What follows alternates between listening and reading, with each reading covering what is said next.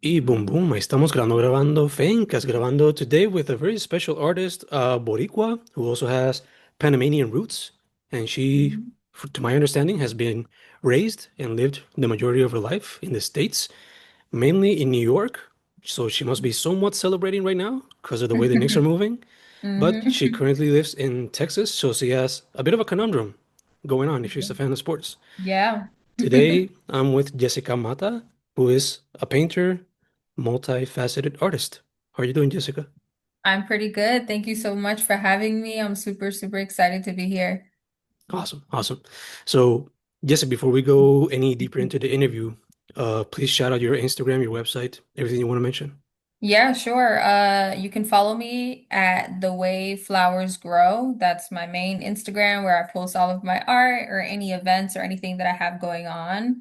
And you can click the link in my bio. You'll find all my links there, whether it's, if you want to, if you're interested in buying prints or you want to see more of my work on my website, you can find it there. Perfect, perfect. So, Jessica, I don't remember exactly how I found your work. I think it was just, since my Instagram, the way I made it Mhm. is so that the algorithm only throws away or only throws at my way Boricua artists, be they Mhm. from the island or from the diaspora. I think Yeah. I was suggested in one of those Instagram things, Okay. but no. When I found your work, I found it to be first beautiful, second interesting Thank because it's you. very reminiscent of exploration of identity, spiritualism, psychedelia, I would say as well. Hmm. So first things first, taking it back to the beginning, did you always started painting as a kid, whereas was it more drawing then painting? What was the first thing that caught your eye as a kid, teenager, or now as an adult? Yeah, as a kid, I would say I was just super an imaginative kid. Like I had a big imagination. That's what I remember the most being a kid. I didn't really like I would do the normal like doodling or drawing as a kid, but it was never like, oh, this is what I want to be when I grow up. It was always like, I don't really know, actually. I just know I have a crazy imagination and hopefully that takes me somewhere. And then fast forward, it was kind of like that most of my childhood. Really, I was still trying to figure out what it is that tugged at me and called me. I just always knew it was something creative because of how my mind was.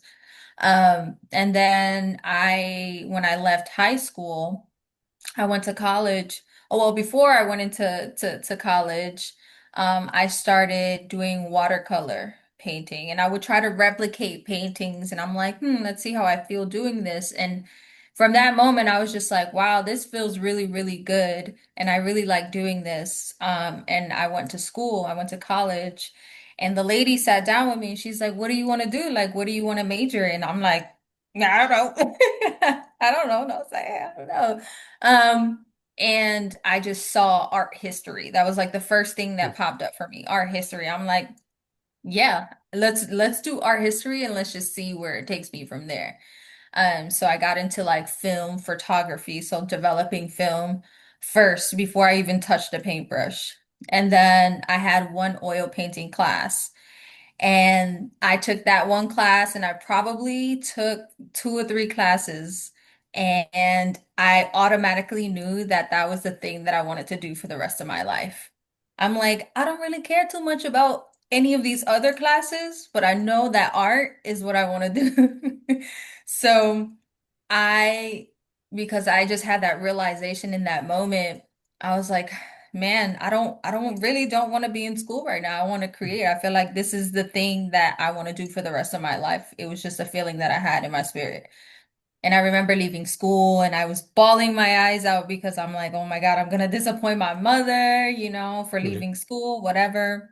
And not to say that there's anything wrong with being in school. If you're in school, stay in school and keep doing that because that can lead to who knows what. Hmm. But for me and my own personal journey, I didn't want to go to school. I wanted to paint for the rest of my life. So I left school. Fast forward, I said I'm gonna create every day from here. Like I just want to paint and I want to put my artwork out there as much as I can. And I started doing live poetry events where they would have me as like the featured artist, and I would put my artwork. That was like my first time ever like even displaying my work. And from that point on, it was like infinite. I just knew that this is what I was gonna do, and I just kept doing it and showing my work wherever I could show my work. Super dope, super dope. Were those Yeah. first experiences nerve-wracking, especially in a place like I assume you started displaying your work in New York? Oh yeah. So was it nerve-wracking in such a space where the arts are such a big thing, you know? Yeah, yeah, that was definitely it was definitely nerve-wracking because New York is a very big city and then like there's so many artists, right? Like there's so Mhm. many people doing the same thing. Um, but I remember the person who was putting this event together reached out to me and they were like, "We want to show your work." And I was like, "Really?" So then I went and I showed my work and I remember the feedback that I got was like super it was amazing. Like people resonated with the work and they were interested in asking me all these questions and I was still trying to figure out my style of painting. Um, so it was nice to just see how people reacted to the work that I had created in that time period. Pretty cool, pretty cool. In those Yeah. first steps, comparing it to now, like first, what is the first thing that you feel that has been the biggest change from those very first steps to today? And second, your work today, it seems to be very colorful, a lot of times exploring identity and spirituality. Mm-hmm. Um, can you find some of those, can you find a little bit of what you do today in those first few days, first few steps? Yeah. Well, first and foremost, the big difference I would say is when I first started painting, a lot of my work reflected the times that I was experiencing in that moment. So I was dealing with a lot. I didn't really grow up with my father. So there was just a lot going on in my younger, teenage and early 20s. When I was in my early 20s, I was kind of experiencing a lot, going through like depression and grief and all the things, and just mentally going through a lot. So my work reflected that. So a lot of my work is very dark, right? Like the background would be black and then the subject would be like super colorful. And now the work that I create is completely opposite. It's like I have done so much healing and so much work on myself, and constantly experiencing the different phases of life that I feel like my work now reflects this like more vibrant, more confident, more resilient, um, side of me as an artist. So like my backgrounds are way more vibrant. Like I always make it a point that I have a solid, vibrant background on my paintings. And then the subject is always this like powerful, very resilient subject. But that would be the biggest difference. But I always take what I learned in the beginning of like always implementing my true self in those pieces, regardless of whatever time period I'm in, that I'm always going to express who I am, express my feelings, express my emotions. And through that now, because I have a better understanding of my roots and my ancestors, and, they have helped me kind of remember them in the way that makes me feel like super tapped in and more like powerful and feeling like I can, conquer whatever I can in this lifetime. So like always making it a point to embody my truest self without feeling bad for it or anything like that. It's just like this is who I am in paint form. And this is where I stand in life. But now what I would say is that now my paintings resemble like more resilience, more remembrance, more power, powerful images, because that's just where I'm at today, in life, and that's just how I feel today. Gotcha, gotcha. Um, while exploring identity, and your roots, of course, I assume that obviously first step is go back to family. Hmm. Other than that, doing some research. Yeah. So aside from family, when it comes to the research part, um, are you the type of artist to go to books, music? What type of research did you do before doing the paintings? Let's put it that way. That's a good question. I would say a mixture of things, just really what you explain, like through music, through photographs that my abuela shows me, she's like, "Oh, this is my grandmother," and I'm like, "Wow, I've never seen pictures of my great grandparents or like her family and even my father." So in 20 when was it, 2024, 2025, I met my father for the first time. And he's a black Panamanian man from Colón. So it's like where a lot of our ancestors were, so I met my grandmother and she's 90 something years old, todavía ella baila, she's still in her groove, she's got like this other side of my ancestry that I had no idea of, and meeting all my tias and his family and understanding their roots, and they come from Congo and Benin and all these different places, and I'm like, I want to know more about that because that tells me more about who I am.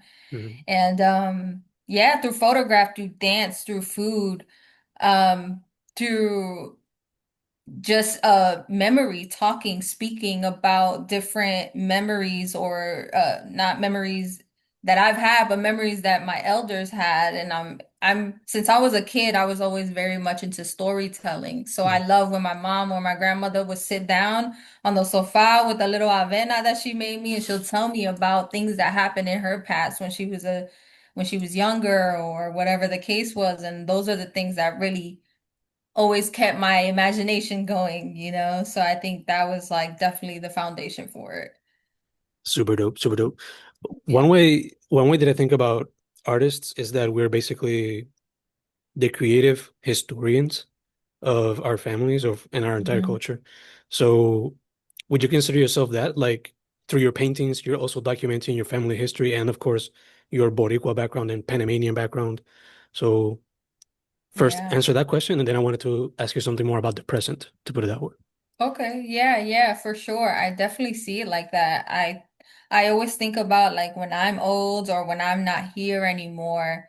Um, I want my children's children, like generations down, to look back at these archives of my work and be like, wow, like I want to, the same way that I was curious about my family history, I want them to be curious and also have more of a solid knowing. Because growing up, I always had to kind of put the puzzles together, like, okay, but who's this and why did this happen? And like, how did they, I want them to look at my pieces and be like, oh yeah, like we know who this person is and where they come from and what they did and where they were inspired by. And I always, if you look at my work, I try to put in myself in the pieces in a way, Mhm. because I think I'm the subject that I know the best, right? And I think I always like to reflect myself in the eyes of also my ancestors. So like when they look at it, I want them to see like whoever I was to them in that moment, but also understand like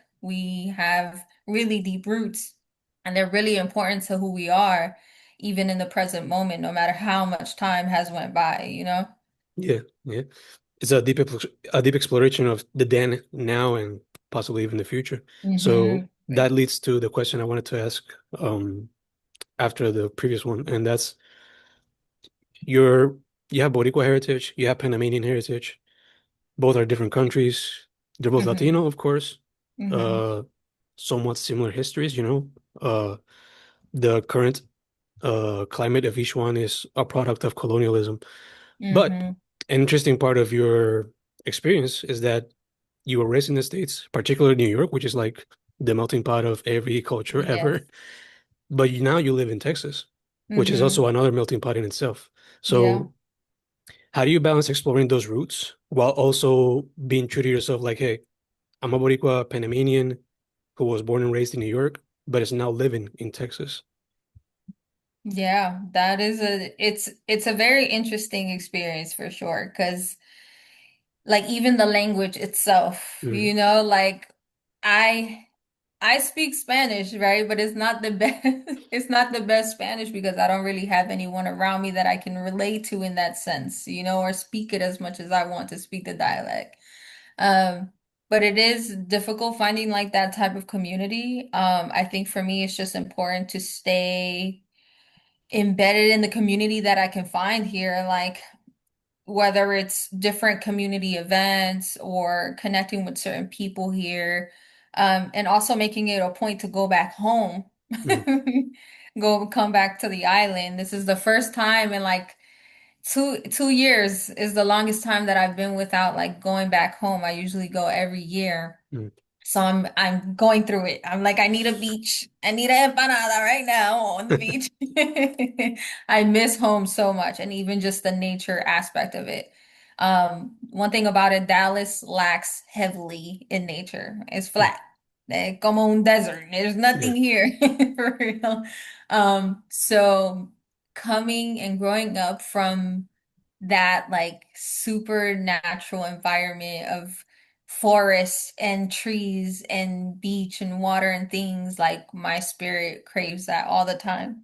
So it is difficult trying to like maintain that here. So it is important for me to go back home and just while I'm here, create community as much as I can, um, in the spaces that I can really. gotcha, gotcha. Have you managed to make communities, of course, with Boricuas and Panamanians, but have you managed to make community with other Latinos or other African American people? Yeah, I've definitely built a nice community here in Dallas, and it's been really beautiful to see it unravel. One thing about Dallas, it is a smaller city, but one thing about it is that they support their artists. Mm, Like, if you have an event going on, if they see that you're really working and you're doing what you love to do, like one thing about Dallas people, they're going to support your art. And I've found really amazing community here through different spaces. And honestly, I'm super excited for what's to come. There's so many beautiful things just here alone that are there that are happening for me as an artist. super dope, super dope. So Yeah. when I first found your work, I found that, of course, you do painting. Um, I found that I believe that you also have done arts and crafts, like making accessories, if I'm not mistaken. Yeah. Hmm. Um, so talk to me a little bit about that, and what other mediums would you like to explore in the future? In the future? Yeah. That's so the brand that I created during COVID, because we had a lot of free time during COVID. And this was around the time where I kind of took a pause from painting. And I picked up polymer clay and I started learning it, and started messing with it and I started making accessories. And I decided that I was going to call it Perfectly Dismantled. And that name came from a painting series that I did prior where I made a bunch of faces on these small canvases that were vibrant. And I'm like, this is perfect because I started painting little faces on these little wooden earrings and people wanted to buy them and wear them. So I was like, okay, I'm gonna do this. I'm gonna pick up this different medium of clay and I'm gonna see what I create and just see where my mind takes me. And I had put out my first collection and my first collection sold out and I was like, yeah, this is it just felt really good doing it. It was Mm, like the first thing that I had experienced um doing that felt like really, really, really good outside of painting. And I was just super grateful for that season of my life. I haven't really tapped into the accessory part of it because I feel like this season right now calls for me to just paint and really tackle that thing that keeps tugging at me, which is art. Art is like the one thing, specifically painting, is like the one thing that like continues to tug at me. That's like you gotta do this. Like you came to Earth to do this thing, and that's genuinely how I feel about painting. So I'm giving all my time and all my attention to that and really just trusting in spirit right now. super, super. Um, I think I saw you doing a mural in one of your pictures in Instagram, but I also wanted to ask, since New York was, the mecca of graffiti and murals back in the day, have Hmm. you considered doing that a little bit more? And since you mentioned photography earlier in the interview, have you considered doing that a little bit? I definitely want to tap into murals more. I'm manifesting it into my life. I'm already looking at different opportunities. I might have an opportunity coming up this month for me. But murals is like the next step to painting or doing exhibitions and showing my work. I'm like, I want to put my work on larger scale walls. So definitely murals. Photography, I feel like even when I did it in school, it wasn't like a thing that I was like super excited about. I really appreciate the art form. Um, and besides me like wanting to actually do it, I don't think photography would be something that I would do. Film now, Mhm. film I can totally do. Okay. Um, like movies and putting creative films and short films and very just visually. I'm very much into like Guillermo Toro and like those directors, like super visually appealing films. I just really, really like. Even like things like I don't know if you've seen this called 100 Years of Solitude. Yeah. It's supposed to be like a book as well, but they did a visual series to it, Mhm. and it's just something about film that I could really, really appreciate and might even dive into at some point in the future. Super dope. I dig it. Dig it, dig it, dig it. Maybe go the Lynchian way, where he started with painting and eventually just delve right Hmm. into film. Super Yeah, dope. for Super dope. sure. Um, I also wanted to ask, and this is something that I ask almost every person who either paints or draws. Hmm. You're covered in tattoos. Have you also Yeah. considered that as well? Yeah, so when I was what was I, 18, I asked my mom to get me a tattoo machine for Christmas. And she got me a tattoo machine. And I did some of the pieces on myself. Like I did a few leg pieces on myself. I did some stuff on my arm. But it wasn't something that sticked. And I think it was just, again, it was just the time that I was in. I was really young. Mm, I still didn't have a full grasp of what I wanted to do. But I think if I did pick it up now, I think I could be really good at it. dope.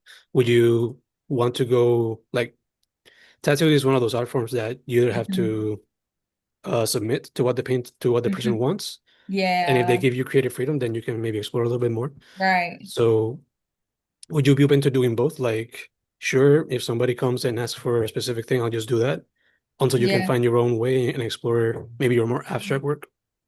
Yeah, that would be cool. I think we're like just taking into account like how I am as an artist now or how I create in my process.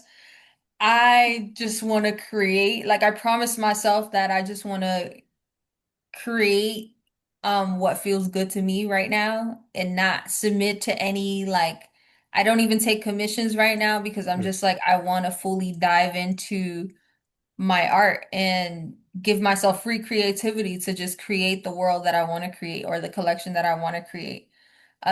So tattooing and like if someone came in with an idea, like I'm sure it could be done, but I'm like, I would just prefer free creativity yeah, to yeah, explore. for sure, for sure. Yeah. Um, Another question that I also ask visual artists is if they have any stretching routines, especially those in the fields of drawing, painting, tattoos, because you Hmm. guys are basically the entirety of your day just with an arched back, much like writers are. Hmm. So, what stretching techniques do you have, if any, or exercise routines to not have an unhealthy back? That's a good one. I work, one thing about me is I love to work out outside of just like creating. When I'm not creating, chances are I'm working out. I'm running. I'm in a run club, so I go running on Mondays. Um, and boxing. Boxing was like my number one. Also, because it's really big in our culture as well. Like Hmm. boxing is like a really big sport in our culture. And since I was a little girl, I remember watching Tito Trinidad and like being in the living room and being excited with my mom and everyone. So I tapped into boxing and my brother's a boxer as well. So I did that. And just moving your body however you can, really, I think it's important as an artist because we could get so confined and so like caught up in our bubble in our world that we start feeling like achy and uninspired and unmotivated. So it is really, really important for the sake of your mental health to go and move Hmm. your body. Indeed, indeed. Yeah. When you do your exercises, do you prefer to do them without any music or podcast or anything like that? Or do you like to listen to some type of music in the process? I just had this conversation yesterday with my partner, and Mm, she's like, I don't know how you do it without no music. It's even the same with art, believe it or not. When I'm mm, painting, I need silence mm. because it allows me to just focus on that one detail, on that one thing. Otherwise, I'll get influenced by the music and all the things. And that's the same thing with working out. I'm like, I need to focus on my breathing when I'm ready, and I don't want to have rapid breathing or have all this extra anxiety because there's too much going on in my ear right now. So I just prefer just like having a moment for myself. I think it really challenges me mentally to like focus. Yeah, yeah, yeah. I feel you Hmm. 100% on that. Yeah. Um, Are you the so same way? Like how are you yeah, similar? so I'm a teacher, and Okay. usually my schedule is I wake up at 4 and I Hmm. walk and write for like an hour before starting to do Okay. the teacher stuff. So getting ready to Yeah, yeah, work, that's a etc. good. Hmm. So I write while I walk, usually no music. But today I tried out with a little bit of music, the Hmm. score to a movie, and it Hmm. was kind of difficult to concentrate. So Yeah. it had been quite a while since I had done that. However, when I do go to work and I have some free time, I like to listen to music and write. So Yeah, I don't know, maybe I get wired like that since I do it so often I throughout the feel school that. year. Yeah, So yeah. That makes sense. mm, no podcast though. No podcast. That's too distracting. That's too distracting. Yeah, Mhm. yeah, I feel that. So music on occasions. On It occasion. depends. Yeah. Yeah, occasionally I depend. I have to be like in a vibe to listen to music and get me into a certain, like if I'm cooking or Mm, something like that, or about to read and set the tone for my space, I'll put something on first. yeah. But when I'm creating or moving my body, I'm like, focus. Yeah. Yeah. If I do get like, I don't know, let's say a weekend, I get 2 hours to walk because I try to do Hmm. the 10,000 step thing. Okay. So if I get the 2 hours to walk, maybe I'll put on music if I go outside and Yeah. walk. But if I walk inside my Hmm. house, then I'll just write Yeah, in the process, you know? yeah. So yeah. How does that playlist look like for you though? Do you have any, Playlist. yeah, what artists do you have in your playlists? Oh, as of right now, I want to say it's like Bina, Naomi Sharon. Um, what else do I listen to? I listen to a lot of like underground artists. It's not a lot of like the new mainstream artists. It's a lot of like super low key artists that a lot of people probably haven't heard of. I like a lot of instrumentals too. Like Mm, I sometimes it's nice to just hear just really, when I'm meditating or if I'm doing yoga, instrumental is usually like my go-to. I have like a spiritual list mm, and then I have like a yoga list, and they each obviously embody different energies, but most of my yoga is like instrumental to get me in like the zone. gotcha, gotcha. For me, I don't know, lately, since like May or so, there's been a lot of Hmm. hardcore. So Yeah. uh weekly, of course, I separate some time to listen to local artists, Hmm. because I also like to listen to their work and interview them in the process. Yeah. But outside of that, a lot of hardcore. So I found this band called Dry Socket. I don't remember if they're from Portland or what, but Uh-huh. their singer, she's this badass chick who's just yelling her brains out. And it's been Yeah. working. It's been working. It's vibing for you. Yeah. Give me a record with like 7 songs in 12 minutes. It works out. It works out. Nice. I feel Yeah. that. I feel that. Yeah. Yeah, some of the artists I have my playlist here. I said, let me pull it up because I one thing about me, I'm terrible with names. So Mm, like I can't remember the names. But Aleweya, her name is Bonobo, Ama, Abedi, mm, Lauren Hill. classic. Someone had just brought up like a bomba estéreo. It's Mm, called like agua or something like that. But yeah, that's the vibe for now. dig it. Dig it. You mentioned eBay. I believe they're gonna release an album this summer as well. So Yes, I'm super excited for that. likewise, likewise. Yeah. Um, so going back to the whole not so much the identity part of things, but Hmm. cultural differences, you know. You moved Hmm. from New York to Texas. How was that first uh move like? Like was it a big culture shock? Like in the pandemic, I moved from the southwest part of Puerto Rico, you know, San Germán, Mm. that area, Uh-huh.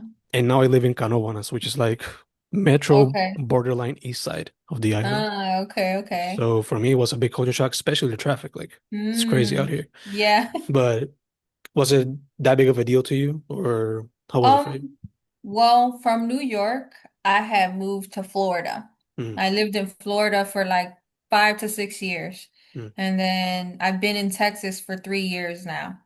Um, d Even just from going to New York to Florida was it's a yeah. different culture shock for sure. It's a different Mm, vibe. But here being in Texas, because my intention of moving here was just having a middle ground because Tampa was a little more quiet. It was too quiet for me, and there wasn't like a big enough art scene for me, if I'm mm, being honest there. And Dallas was like a middle ground for all of that. It was like a little city life, but then you also get your little, chill vibes, but the art scene is growing here. mm, mm, But coming here, I was just like, everyone's so nice. Like everyone is really nice here. The food is really good. It's definitely a different culture shock. It's heavily influenced like Mexican culture, mm, which I love. I love everything about it. But yeah, definitely different. Like New York is it's super chaotic and it's oversaturated and there's a lot going on. But there's a lot of beautiful things that happen there too, Like every time I go, I'm super inspired and motivated by the different cultures and the different things that are happening there. It's always really nice to go. But after like 3 or 4 days, I'm like, get me back to Texas. yeah. Take me back home. It's too much right now. Yeah. It's overstimulating, but Dallas is more like I find my peace here. I definitely feel you on the overstimulating part. Like Yeah. the last time I went there was to help my wife pick up her one of her aunts and bring her back to Puerto Rico. Uh-huh. And we went for like 2 hours to, I believe it was, yeah, Broadway, like that area specifically. Okay, okay. Yeah, Too it's a many lot, colors. Too many colors. especially Broadway. Yeah. Too much. Yeah. I do want to visit the other boroughs though, because I've mainly been in Manhattan, but I haven't visited Hmm. a lot of the Bronx or Brooklyn or, Oh yeah. Queens or anything like that. I always So, recommend it. If you go again, definitely go. That's where I'm from. I'm from Brooklyn. But that's where you'll get like the local vibes mm, and definitely way different than Manhattan. yeah, yeah. Hmm. That's one of my missions. Like, go to the five boroughs, Hmm. maybe visit Buffalo as well, just because I want Yeah. to see the Bills in action. Yeah. And, but yeah, now that I mentioned sports, is it difficult for you to, like, first off, do you have any connection with sports? Like, are you into them at all?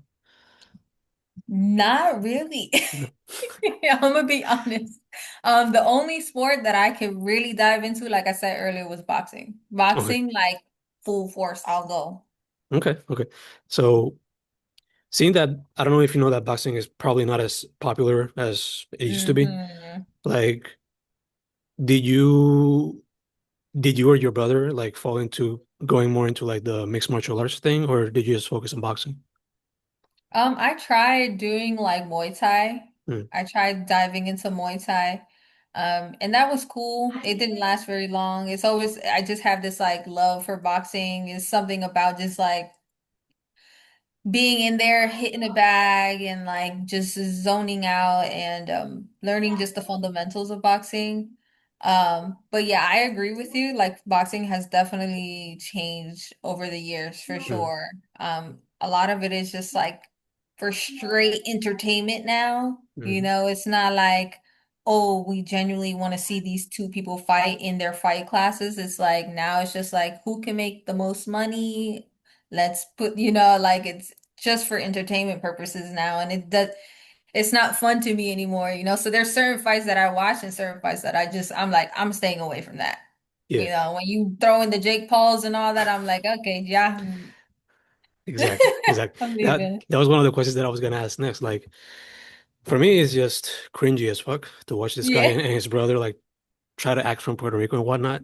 So how does it That, feel? oh man, don't even get me started on that. Yeah, Every time I see him walking out with the flag, I'm like, turn it off. yeah, like boy bye, basically. Bye, boy, bye. Yeah, Chach. I just want to say cringy. Let me not go off topic.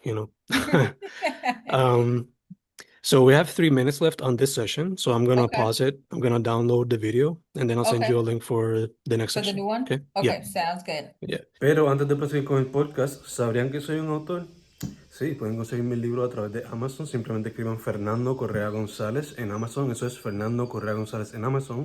O si no, pueden ir a Bandcamp y buscar la versión audio de mis libros bajo el mismo nombre, Fernando Correa González en Bandcamp. Eso es Fernando Correa González en Bandcamp. Y ahora seguimos con el interview. Y boom, boom, round two with Jessica Mata.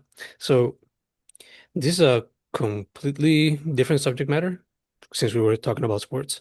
But when I was reviewing your website before doing the interview, Mhm.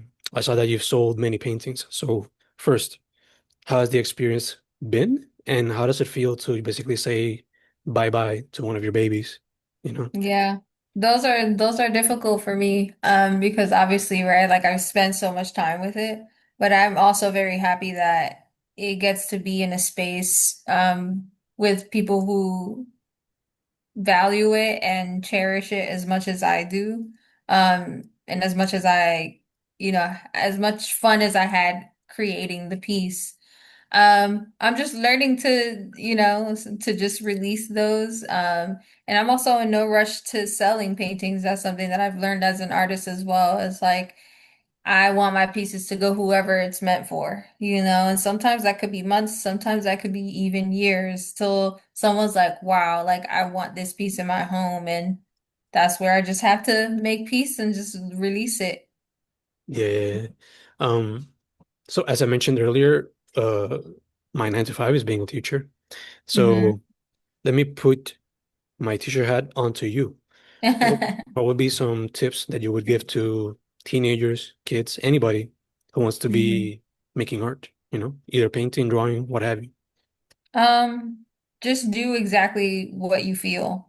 Like whatever that is. If you're getting into art or painting, just do whatever feels good here. Don't follow anything else, what you see anywhere else, or what you see the next person doing, because that might not work for you. And you might do, and you're like, I don't want to do this, So you have to spend some time with whatever medium you're using and try everything. That would be the advice, is to try everything and you'll figure out in the midst of your process what works for you.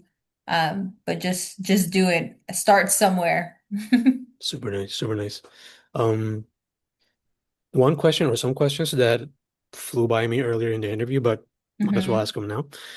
You mentioned that you started with art history, and from there on out, you found out your passion for actually making art. I assume that you also love reading about art and all that stuff. So, hmm what were some artists or some movements that you would consider have inspired you, be it painters, movements, hmm writers, musicians, etc.? Bruh, this is gonna sound extremely cliche. But I'm gonna say like people like Dolly and Frida, those are people that immediately stood out to me when you asked that question because they both have something very similar and very common is that they did not care what anybody else thought, right? To other people they seem nuts, crazy, but they still did whatever it was that they loved to do and however they wanted to do it. And I think that's what matters as an artist is like that's what's gonna make you stand out more than anything really. And years down the line, you still look at these people's artwork and it's like as if they just created it yesterday, right? Like you're taking into a whole different world. And you're like, wow, you're amazed, but it's like you don't even know what it took for them to get to that point. Mm, They received a lot of backlash for the type of work that they created, but they still did it anyway. yeah, especially someone like Frida, Hmm who even having going through her situation, Yeah. her not only being a woman but also being one that was crippled as a kid, must have been extra Mhm. difficult. But Exactly. you know, somehow, some way, she found her way.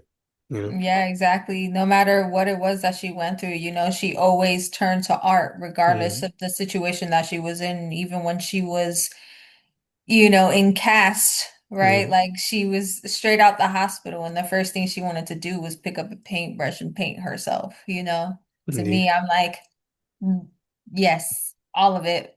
yeah, it really goes off to show the healing power of art. Absolutely. Be it just literally Yeah. painting, be it writing, be it whatever. Yes, and how that heals other people like down the line, Mm, even after her passing, it's like people resonate because it reflects the type of like healing that they want to experience or the type of pain that she felt in that moment. People feel seen looking at her work. indeed, indeed. Which is why, even though it feels kind of gloomy with this whole Mm-hmm. AI thing, I still Hmm. firmly believe that people would, at one point or another, just say, hey, art is essentially a human thing, so let's put this all to the show Hmm. because it's really just a show, and Hmm. let's just stick with what we do best, you know? Yeah. Hopefully, that's my Yeah. hope. I mean, NFTs basically died, so um, Yes. I I haven't believe, heard too much about that. Yeah. yeah. So I believe AI will also, well, it will also pass. I'll just put it like that. Yeah. Um, you mentioned art as a big thing you would like to do in the future. So, what have been some movies that you've seen recently that have inspired you, or what are some movies that you consider like, oh, I would like to do something like that in the future? Movies. You said movies, right? Yeah, movies. Oh, Movies are series because series today movies are or basically being treated like series? movies.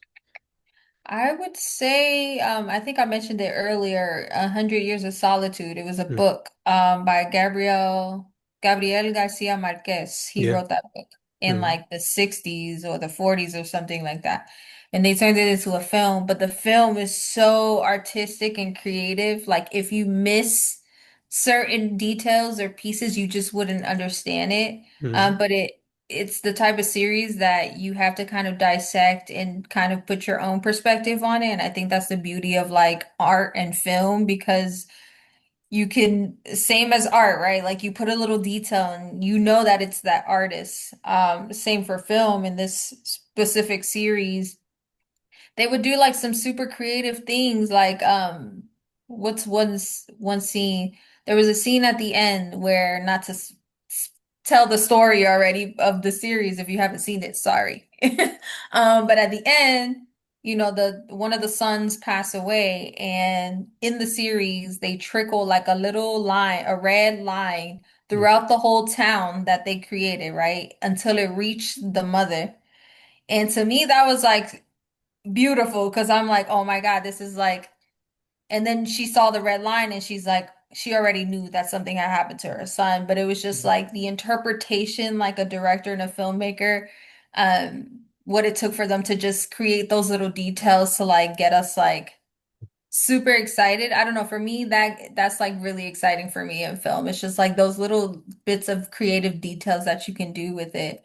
But that would be the number one. I was so inspired that I was like, I gotta get the book.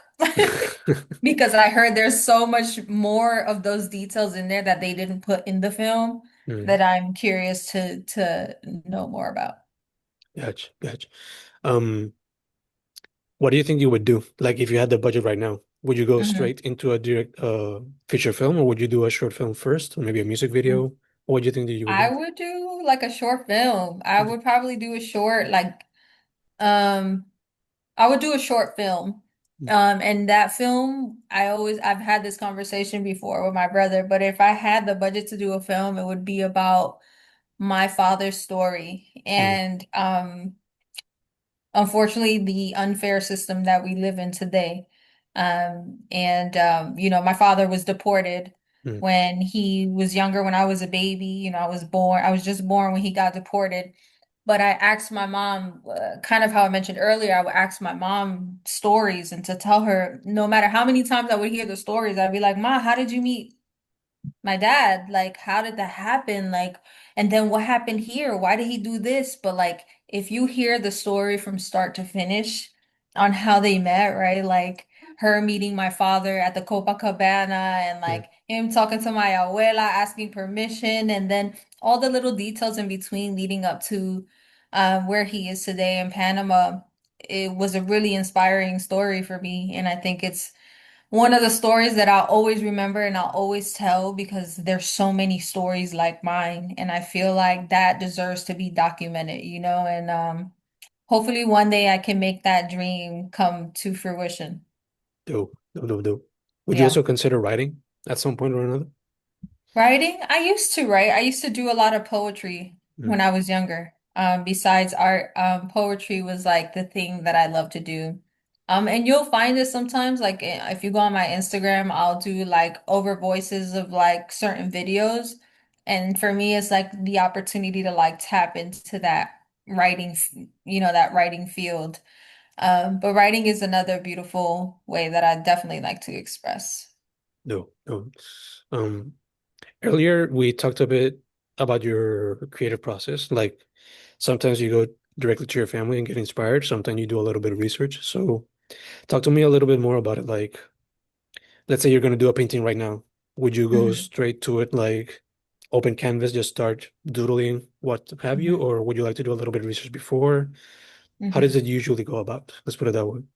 For me, it's not like I could just step to a canvas. Sometimes I step to a canvas and it's com like thoughts are like my visions are completely blank. I'm like, I have no idea what I'm about to paint. Like no idea. For me, it's a very spiritual experience. And this is why I feel like this is the thing that I am supposed to be doing because to me they come as like visions. So like I could be sitting down and I'm like, I'll get a vision of like a woman, kind of like the painting, the blue woman, she's holding the machete and she's got a red head wrap. Like I'll have a vision of a woman just standing there with a machete. So I'm like, oh my God, I got to put this vision together immediately. So like I usually take pictures of myself before I actually sketch it. So I Mm, know what it's gonna look like visually. So I'll stand there with a with a paint tube to mm, make it look like I'm holding a machete, and then I'll paint the actual machete on there. But they come as visions to me, and then I'll take pictures. I'll go into Photoshop and I'll put everything in Photoshop to make sure that this is how I want it to all look together. And then I'll sketch it onto my canvas and I'll paint it. It is a pretty long process, but for me, um, it's fun. Like I love every part of the process. I'm like, let's take the pictures, let's get creative. Right now, I'm super excited. This is probably off topic, but mm, I'm currently working on my first, because we were talking about film a little bit mm, earlier. I'm currently working on my first art installation mm. for an app that's about to launch next month. And the app is for artists, pretty much. Is kind of like a platform for artists where they can sell their work and it gives them more um pretty much gives them more just access to more resources and things like that. So for their launch party, I'm going to be doing an installation. So I'll be filming um a piece for that with one of my friends who does like documentaries and things like that. So that's going to be really fun. But yeah, my process is a lengthy process, but it is a fun one. I'm like whatever it is, I like trying new things and um whatever I need to do to make the piece come to life. I dig it. I super dig it. Part of the creative process, it actually reminded me of something that the surrealists did, Dali and Kahlo and others, Hmm. the Yeah. collage, like they basically created the modern collage. Hmm. So, and hip hop like modernized it but with music. Hmm. So, is that something that you want to explore as well at some point or another, like collage? Collage is fun. I don't know if I would do it, but I do appreciate it. Like I do appreciate how people can put different parts together to make this like really beautiful piece and to storytell. I think collage is a form of art, right? Like um one of my fr I was just having this conversation with one of my friends, but she does collages and I'm like, "Oh my God, really?" But like if it came to me doing it, like I don't know if it would be something that I would be into really, but I do appreciate the form of art. Gotcha, gotcha. I think the closest person who like that pops to mind, the closest artist, ironically being Puerto Rican and Haitian, who sort of kind of Mhm. did collage but Mm, in painting, is Basquiat. So, yeah, would you consider him also as an inspiration in some way or another? absolutely. Like he's Puerto Rican, he's from Brooklyn. Like absolutely. Like he definitely set the tone for like just being a free artist, really just being an artist who just painted whatever whenever they wanted. And he's definitely super special in our culture, and I think he's dope. He's a really, really dope artist, and I'm glad that his work is really getting the shine that it deserves. I really dig it as well, especially now that, you know, sadly, it had to, like, he would get some praise back in the day, but Mm-hmm. for some reason, after Jay-Z, like, in the 2010s, I believe it was, he kind of Mm-hmm. like embraced him to some extent. Yeah. It all popped, much like a lot of people like now celebrate Frida selling merch Mm-hmm. with her and stuff. So regardless, I love that they're being admired, you know? For sure. Yeah, they're really, really dope artists. Mhm. Um, Let me see. What else? What else am I missing? I think I got all my questions. Nice. Maybe another fun one would be who are your top Brooklyn artists, like rappers, since, New York is the mecca of hip hop. So Rappers. yeah, Brooklyn Um, rappers. I'm not really into rap for real. Mm, Like I appreciate all types of music really, but it's definitely not the first choice of music that I'm listening to. But of course we got like the legends, right? We got like Jay-Z, Biggie. Those are like people that I grew up listening to growing up. mm, Um, Currently, okay, I really like Young M.A. okay. Okay. She's from Brooklyn and she's Puerto Rican actually. I know. She's Super cool. definitely one of my favorite artists because she's a great lyricist. She's Mm. just very expressive in how she feels and she's a great storyteller. So I'm like, yeah, I could rock with this. The sad part about her is that she blew up like a little bit back in the Hmm 2010s, I believe, but sadly she hasn't like received much praise afterwards. Yeah, yeah. I think she Mm, had went through some health things and now mm, she just released an album. So I hope that this all is a full circle moment for her to like really, really blow up. yeah, yeah. The ones that I listen to the most, at least from the States, are Wiki, who's Irish Hmm Boricua, Mm. and UFO Thief, at least on the guys. hmm Um, and on the girls, or people who consider themselves from the LGBTQ community. hmm Young M.A is one of them, but I would also Yep. consider Princess Nokia because she's Oh pretty yeah, cool she's also. fire too. Yeah, I like her. Yeah.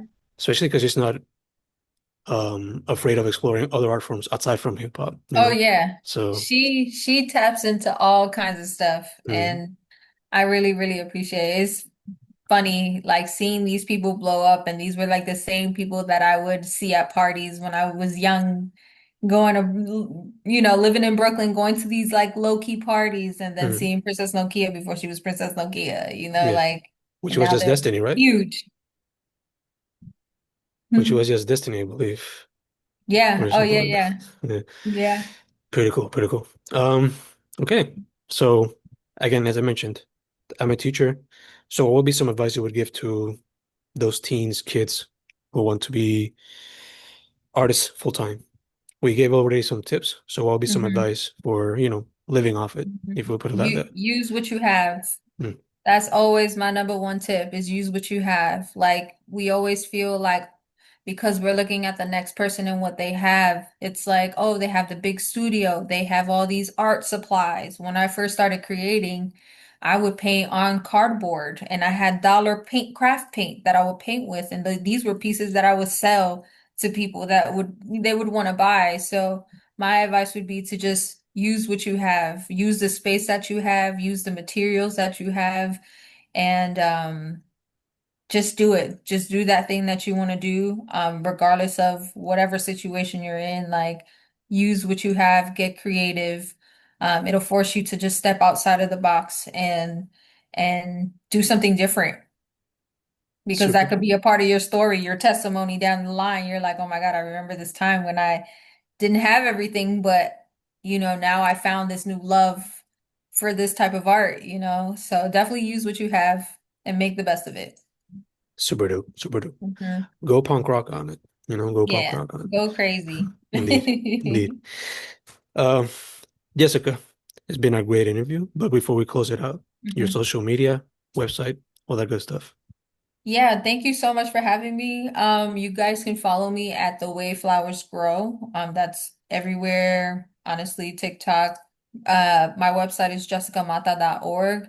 And then if you go to my Instagram, the link is there and you'll find all the information that you need, whether you are interested in buying art, prints, my website, everything is there.